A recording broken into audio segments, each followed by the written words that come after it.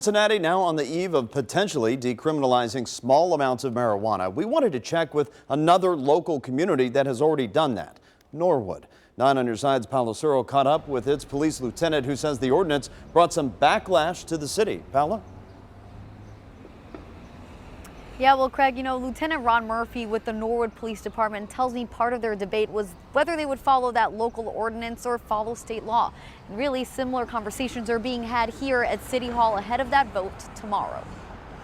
It does make things just a little strange because we know exactly what the ordinance is, but the people that we deal with don't. Here in Norwood, there's been a fine line between state and local law after the passing of a local ordinance last year made it no longer a punishable crime to have up to 200 grams of marijuana. For the first 6 months a year, we've had, it appears to be approximately 50 citations for marijuana, minor misdemeanor drug possession. Lieutenant Ron Murphy says this ordinance has made their jobs more difficult. He reiterates that it's still not legal to possess marijuana and Norwood residents could get cited for it, just not fined. They will get cited still, yes. I mean, it's always been officers' discretion, but more than likely they would be cited under the state code for marijuana possession to Hamilton County Court. Now those same conversations are being had in the city of Cincinnati with proposals like Councilmember Jeff Pastors, which would decriminalize up to 100 grams of marijuana. I would like to, one day in my lifetime see full legalization, a healthier approach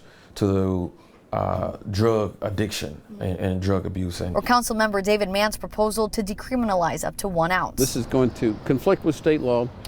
It's also going to create confusion for people unless you really understand where you are all the time. The boundaries between the city of Cincinnati and outlying communities. Whichever proposal passes, there would be no penalty for those caught with that amount of marijuana or less, something Norwood residents thought would happen once their ordinance overwhelmingly passed in November. However, the police department says we get some grief. I mean, people are upset with us. We take more than an oath just to follow a local ordinance, so there is also still state laws. I don't want to speak for Cincinnati, but my opinion would be that you enforce the state law.